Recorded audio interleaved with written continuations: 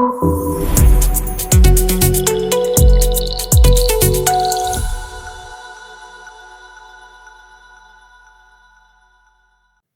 एक सिंपल सा सवाल है, जब आपको सिर में दर्द होता है, आप उसके लिए दवाई खाते हैं, तो क्या आपकी बीमारी वाक़ई ठीक हो जाती है या दर्द आर्ज़ी तौर पर कम होता है? पाकिस्तान में अक्सर लोग ये मानते हैं कि हेडेक कोई बड़ी बात नहीं है, दवा से ठीक हो जाता है। कोई केमिस्ट से पूछ लेता है, कोई हकीम के पास चला जाता है, कोई अताई के पास चला जाता है, कोई नॉन स्पेशलिस्ट से जाके ड्रिप लगवा लेता है, तो दर्द आर्ज़ी तौर पर थोड़ा कम ज़रूर होता है। लेकिन हकीकत ये है कि ये दवाई आपके दर्द को छुपाती है, बीमारी का इलाज नहीं करती। और जब हम सिर्फ दर्द को छुपाते रहते हैं, तो ब्रेन के अंदर अगर कोई सीरियस मसला हो, जैसे ब्रेन ट्यूमर या एनोरिज्म, तो वो धीरे धीरे ग्रो करता रहता है बिना आवाज के। अब सवाल ये नहीं है कि हेडेक है या नहीं, असल सवाल ये है कि ये नॉर्मल हेडेक है या वार्निंग वाली हेडेक। और अगर आपको ये फर्क नहीं समझ पाए, तो बहुत मुमकिन है कि जब आप स्पेशलिस्ट के पास पहुंचेंगे, बहुत देर हो चुकी होगी। इसलिए ये वीडियो एंड तक देखिए, क्योंकि आज मैं आपको सिंपल अल्फाज में बताऊंगा कि कौन सा हेडेक इग्नोर किया जा सकता है और कौन सा हेडेक आपको फौरन न्यूरोसर्जन तक लेके जाना चाहिए। 95% लोगों में सिर दर्द का इलाज गलत होता है। अब यहाँ एक बहुत इंपॉर्टेंट बात समझना जरूरी है, सिर दर्द खुद कोई बीमारी नहीं होती, ये सिर्फ एक अलामत होती है। जैसे बुखार होता है तो हम सिर्फ बुखार को बीमारी नहीं कहते, बुखार अलामत होती है और उसकी जो अंडरलाइन कॉज होती है उसकी तशखीस करके उसका अप्रोप्रिएट इलाज किया जाता है। सोजिश हो सकती है, इन्फेक्शन हो सकती है, कोई और कॉज हो सकती है। इसी तरह सिर दर्द भी दिमाग का एक सिग्नल होता है। ब्रेन जब अनकंफर्टेबल होता है ना, जब उस पर प्रेशर पड़ रहा होता है किसी भी वजह से, या जब उसके अंदर कोई चीज नॉर्मल जगह से हटकर जगह घेर रही होती है, तो ब्रेन खुद बोल तो नहीं सकता। ये हेडेक उसकी एक वार्निंग होती है कि कोई गड़बड़ चल रही है। ये उसकी पहली वार्निंग होती है, जिसे लोग इग्नोर कर देते हैं। अब ये प्रेशर किस चीज से बढ़ सकता है? कभी कभार ब्रेन ट्यूमर की वजह से, कभी कभार दिमाग के अंदर पानी का वॉल्यूम बढ़ जाता है, बाज औकात कोई शरेयान फट जाती है या कोई शरेयान फूल जाती है, जिसे हम एनोरिज्म कहते हैं। मसला ये है कि हमारी स्कल एक बंद कमरा है, इसके अंदर एक्स्ट्रा जगह नहीं होती। अगर कोई चीज की अब नॉर्मल ग्रोथ हो, चाहे धीरे धीरे ही क्यों ना हो, तो प्रेशर लाजमी बनेगा और सबसे पहले सिग्नल अक्सर सिर दर्द होता है। लेकिन जब हम इस सिर दर्द को सिर्फ पेन किलर से ट्रीट करते हैं, तो हम सिग्नल को रोक देते हैं, लेकिन बीमारी को हम बढ़ने देते हैं। इसलिए यह समझना बहुत जरूरी है कि हर हेडेक सेम नहीं होता।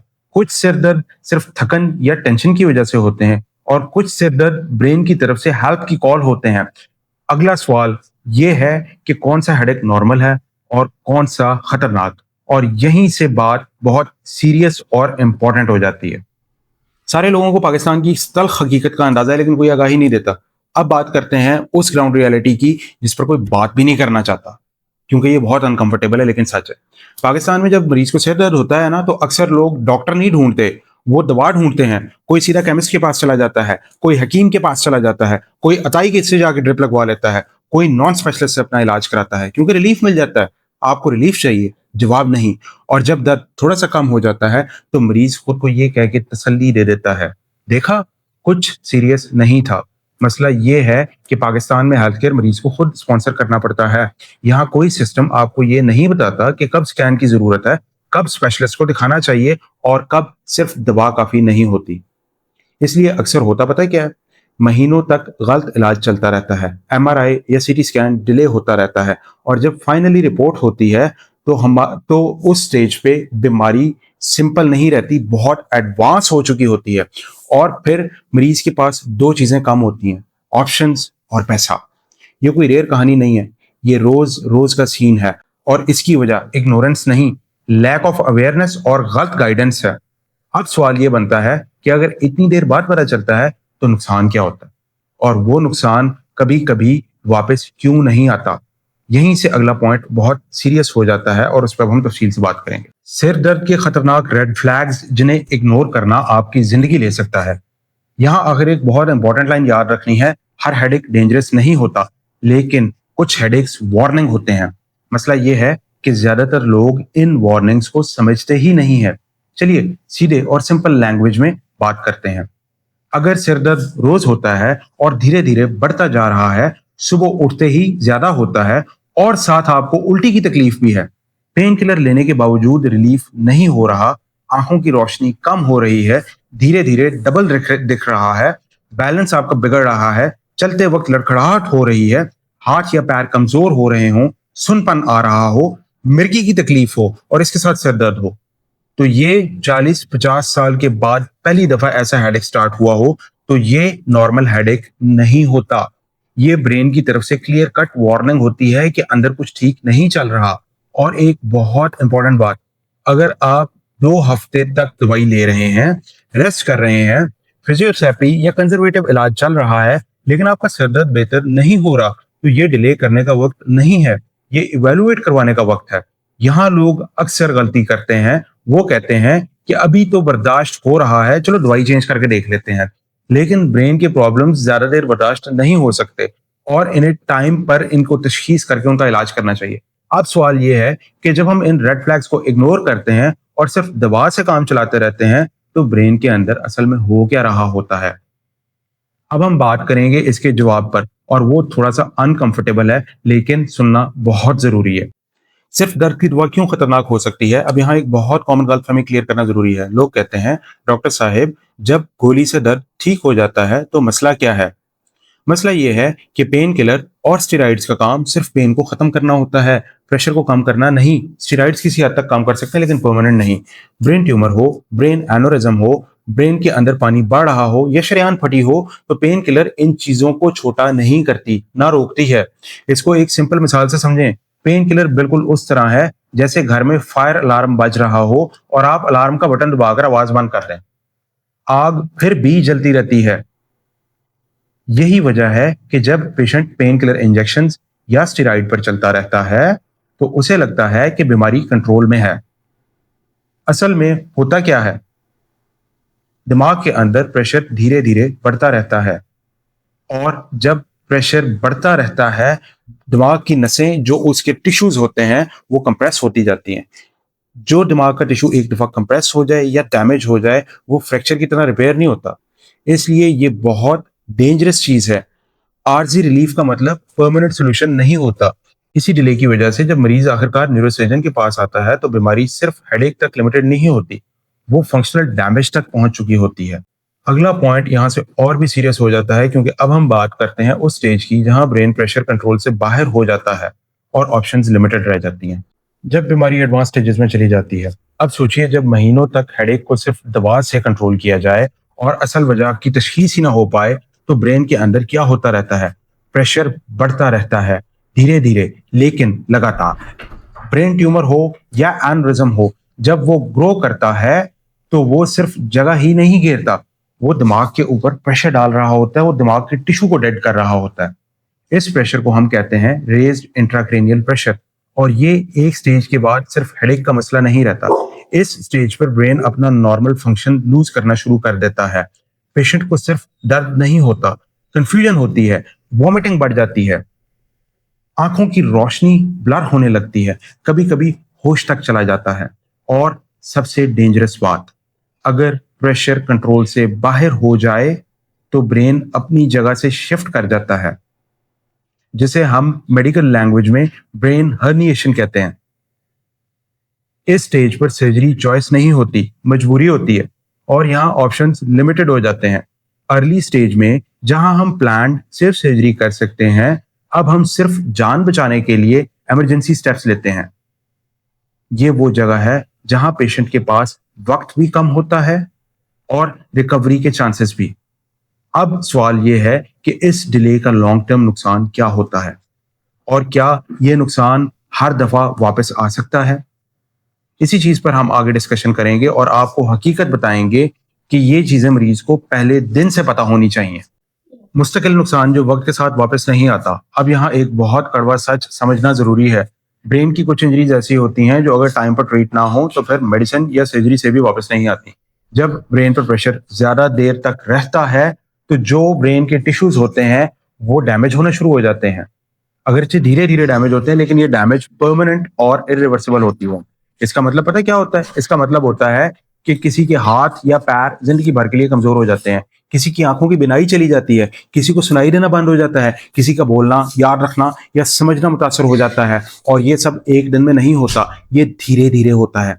बिल्कुल वैसे ही जैसे हेडेक धीरे धीरे नॉर्मल लगना शुरू हो जाता है। सबसे दुख भरी बात यह होती है कि जब मरीज इस स्टेज पर आता है तो वो कहता है, डॉक्टर साहब पहले सिर्फ हेडेक ही तो था। हाँ, पहले सिर्फ हेडेक ही था, लेकिन उस हेडेक के पीछे जो प्रेशर था उसने ब्रेन के फंक्शंस को खामोशी से खत्म कर दिया। और यहाँ एक बात बहुत क्लियर है, ब्रेन का टिश्यू जो एक दफा डैमेज हो जाए वो फ्रैक्चर की तरह जुड़ नहीं सकता। इसलिए मसला सिर्फ जिंदगी बचाने का नहीं होता, मसला क्वालिटी ऑफ लाइफ बचाने का होता है, मसला फंक्शन प्रिजर्व करने का होता है। अगला सवाल यह बनता है कि फिर सही वक्त क्या होता है, कब पेशेंट को कहना चाहिए अब बस मुझे न्यूरोसर्जन को दिखाना चाहिए। अब हम इसी पे बात करेंगे और मैं आपको एक सीधा और प्रैक्टिकल जवाब दूंगा ताकि आपको याद रहे। अब यहाँ पे बात करते हैं न्यूरोसर्जन के पास आने का सही वक्त कौन सा है और पॉइंट ऑफ नो रिटर्न कौन सा है। सबसे इंपॉर्टेंट और प्रैक्टिकल सवाल आता है कि ठीक है डॉक्टर साहब, मुझे कैसे पता चलेगा कि न्यूरोसर्जन को कब दिखाना जरूरी हो गया है। इसका जवाब बहुत सिंपल है और मैं जानबूझकर इसे कॉम्प्लिकेटेड नहीं बना रहा। अगर एमआरआई या सीटी ब्रेन करवाई गई है और रिपोर्ट में एबनॉर्मेलिटी लिखी हुई है, चाहे वो छोटी सी ही क्यों ना हो, तो सिर्फ दबाव पर चलना गलत है। इस स्टेज पर न्यूरोसर्जिकल ओपिनियन जरूरी होता है। दूसरी बात, अगर आप 10 या 14 दिन कंजर्वेटिव ट्रीटमेंट पर हैं, pain killers, anti vomiting, rest, physiotherapy और हेडेक ठीक नहीं हो रहा या धीरे धीरे बढ़ता जा रहा है, तो ये वेट करने का वक्त नहीं है। और तीसरी सबसे अहम बात, अगर हेडेक के साथ साथ आंखों की बिनाई, चलने में दुश्वारी, कमजोरी, मिर्गी के दौरे, उल्टियां आ रही हैं, इन चीजों की तकलीफ है, तो ये सेल्फ मेडिकेशन का केस नहीं होता। ये लोग अक्सर कहते हैं, डॉक्टर साहब थोड़ा और ट्राई कर लेते हैं, लेकिन ब्रेन के केस में थोड़ा और ट्राई कभी कभी जिंदगी भर का नुकसान बन जाता है। न्यूरोसर्जन के पास आने का मतलब ये नहीं होता कि सर्जरी कंफर्म हो गई है। इसका मतलब सिर्फ ये होता है कि आप अपनी बीमारी को सही वक्त पर समझना चाहते हैं और उसका प्रॉपर इलाज कराना चाहते हैं। और यकीन मानिए, अर्ली स्टेज में कंसल्ट करना लेट स्टेजेस में रिग्रेट करने से बहुत सस्ता भी होता है और बहुत सेफ भी। आगे हम बात करेंगे कि सिर्फ एमआरआई रिपोर्ट देख लेना क्यों काफी नहीं होता और क्यों हर रिपोर्ट को स्पेशलिस्ट की नजर चाहिए होती है। सिर्फ एमआरआई करवा लेना काफी नहीं है, उसकी सही इंटरप्रिटेशन सब कुछ होता है। यहाँ एक और बहुत कॉमन गलतफहमी क्लियर करना जरूरी है। लोग कहते हैं, डॉक्टर साहब एमआरआई तो नॉर्मल है, या फिर रिपोर्ट में लिखा है छोटा सा मसला है। मसला एमआरआई करवाना नहीं होता, मसला एमआरआई को समझना होता है। एमआरआई एक तस्वीर देता है, लेकिन तस्वीर का मतलब क्या है यह हर डॉक्टर एक जैसा नहीं समझता। नॉन स्पेशलिस्ट अक्सर सिर्फ ये देखते हैं कि साइज छोटा है, इमरजेंसी नहीं लग रही, अभी मैनेज हो सकता है। लेकिन न्यूरोसर्जन एमआरआई में ये चीजें देखता है कि लीजन ब्रेन के किस हिस्से में है, क्या ये प्रेशर क्रिएट कर रहा है, क्या ये इंपॉर्टेंट जगहों को कंप्रेस कर रहा है, क्या ये चीज वक्त के साथ साथ वर्स हो सकती है, और यहीं से गेम चेंज हो जाती है।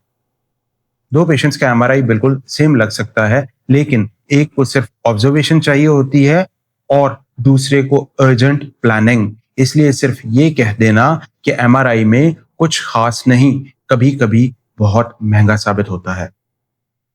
मैं अक्सर मरीजों से कहता हूं कि रिपोर्ट नॉर्मल लिखी होती है, लेकिन मरीज नॉर्मल नहीं होता। इसलिए अगर एमआरआई या सीटी ब्रेन में कोई भी अबनॉर्मल चीज लिखी हो, तो चाहे वर्डिंग सॉफ्ट हो, चाहे साइज छोटा हो, स्पेशलिस्ट की ओपिनियन जरूरी होती है। आगे हम बात करेंगे एक इंतहाई प्रैक्टिकल चीज के ऊपर, क्योंकि पाकिस्तान जैसे मुल्क में इलाज का एक और पहलू होता है पैसा, और गलत डिसीजन का मतलब होता है डबल खर्चा और डबल नुकसान। पाकिस्तान में गलत इलाज, डबल खर्च, डबल नुकसान। अब ये बात थोड़ी सी अनकंफर्टेबल है, लेकिन पाकिस्तान में इस बात पर बात करना बहुत जरूरी है। यहाँ ज्यादातर मरीजों को इंश्योरेंस प्रोटेक्ट नहीं करती। हॉस्पिटल का बिल, मेडिसिन, स्कैन, सर्जरी, सब कुछ मरीज ने अपनी जेब से देना होता है। इसलिए जब गलत जगह गलत इलाज होता है तो सिर्फ सेहत का नुकसान नहीं होता, पैसा भी 2 मरतबा खर्च होता है। पहले महीनों तक पेन किलर्स, इंजेक्शंस, डॉक्टर की फीसें, ड्रिप्स, गलत एडवाइस, रिपीट विजिट्स, पेट्रोल का खर्चा, और फिर जब मसला कंट्रोल से बाहर हो जाता है तो अचानक इमरजेंसी बन जाती है। फिर आपको अस्पताल में दाखिल होना पड़ता है, आईसीयू के चार्जेस पड़ते हैं, सर्जरी के चार्जेस पड़ते हैं, प्रोलॉन्ग रिहैबिलिटेशन चाहिए होती है, फिजियोथेरेपी चाहिए होती है और कभी-कभी मरीज को लाइफ लॉन्ग केयर की ज़रूरत होती है। मरीज अक्सर कहता है, डॉक्टर साहब पहले ही बहुत पैसा लग चुका है और ये बात सच होती है। अगर शुरू में सही जगह इवैल्यूएट हो जाए तो अक्सर केसेस में सर्जरी सिंपल होती है, रिकवरी फास्ट होती है, हॉस्पिटल स्टे कम से कम होता है और खर्चा भी कम होता है। इसलिए ये समझना बहुत जरूरी है कि सस्ता इलाज हमेशा सस्ता नहीं होता। ब्रेन का मसला हो तो पहले सही डिसीजन आखिरी डिसीजन से कहीं ज्यादा इंपॉर्टेंट होता है। आगे हम बात करेंगे थोड़ा सा बैलेंस क्रिएट करने की, क्योंकि हर हेडेक को पैनिक करना बहुत गलत है और इसलिए ये बात समझना भी जरूरी है। ना पैनिक ना इग्नोर, बैलेंस्ड और रिस्पॉन्सिबल अप्रोच। अब यहाँ एक बात बिल्कुल क्लियर करना बहुत जरूरी है। मैं ये वीडियो इसलिए नहीं बना रहा कि हर हेडेक सुनकर आप घबरा जाएं। हर हेडेक ब्रेन ट्यूमर नहीं होता, हर दर्द का मतलब ऑपरेशन नहीं होता। थकन, स्ट्रेस, नींद की कमी, पानी की कमी, टेंशन हेडेक, माइग्रेन, ये सब कॉमन चीजें हैं और इनका इलाज अक्सर सिंपल होता है। लेकिन दूसरी तरफ हर हेडेक को इग्नोर करना भी गलत है। मसला पैनिक का नहीं, अवेयरनेस का है। अगर हेडेक सिंपल है तो कंजर्वेटिव इलाज बिल्कुल ठीक है, लेकिन अगर हेडेक के साथ रेड फ्लैग्स आ रहे हैं जो कि मैं पहले डिस्कस कर चुका हूं, या दवा के बावजूद बेहतरी नहीं हो रही, तो उसे नॉर्मल कहकर डिले करना अपने साथ नाइंसाफी है। रिस्पॉन्सिबल पेशेंट वो होता है जो ना तो हर बात पर डर जाता है और ना ही हर चीज को नजरअंदाज करता है। दिमाग के मामले में मिडिल पाथ सबसे सेफ होता है। इसलिए पैनिक मत करें, डिले मत करें। अब आखिरी बात ये रह जाती है कि इस सारी इंफॉर्मेशन के बाद आपका नेक्स्ट स्टेप क्या होना चाहिए। इसके जवाब में अभी हम डिस्कस करेंगे ताकि आप क्लैरिटी के साथ इस वीडियो को अपने साथ लेके जाएं। फाइनल मैसेज, हेडेक से नहीं देर से डरना चाहिए। अब इस पूरी बात का एक सीधा सा नतीजा है, हेडेक आपका दुश्मन नहीं होता, उसे इग्नोर करना अपने आप से दुश्मनी होती है। अगर हेडेक सिंपल है तो बिल्कुल ठीक है, दवाई से, रेस्ट से, रूटीन चेंज करने से चीजें बेहतर हो जाती हैं। लेकिन अगर हेडेक बरकरार है या रेड फ्लैग्स के साथ आ रहा है, तो ये स्कैन में कुछ भी अबनॉर्मल नजर आ रहा है, तो वेट करना हिम्मत नहीं, रिस्क होता है। पाकिस्तान जैसे मुल्क में जहां मरीज अपनी सेहत को खुद स्पॉन्सर कर रहा होता है, अपने इलाज पे खुद पैसे लगा रहा होता है, वहां पे सबसे महंगा डिसीजन अक्सर गलत जगह देर तक इलाज कराना होता है। न्यूरोसर्जन को दिखाना, इसका मतलब ये नहीं होता कि फौरी तौर पे ऑपरेशन होगा। इसका मतलब होता है सही वक्त पर सही फैसला लेना। और याद रखिए, ब्रेन के केस में देखते हैं कभी कभी काश पहले दिखा लिया होता बन जाता है। इसलिए अगर आप या आपका कोई अपना इस वीडियो में बताई गई किसी भी बात से रिलेट करता है तो इसे इग्नोर मत कीजिए। हेडेक से नहीं, देर से डरिए। और इसी अवेयरनेस के साथ आप ना सिर्फ पैसा बचा सकते हैं बल्कि जिंदगी और क्वालिटी ऑफ लाइफ दोनों बचा सकते हैं। अगर ये वीडियो आपके काम आई तो इसे शेयर जरूर कीजिएगा, क्योंकि हो सकता है कि ये किसी के लिए सिर्फ वीडियो ना हो, जिंदगी बचाने का जरिया बन जाए। अपना और अपने प्यारों का बहुत सारा ख्याल रखिएगा। अल्लाह हाफिज।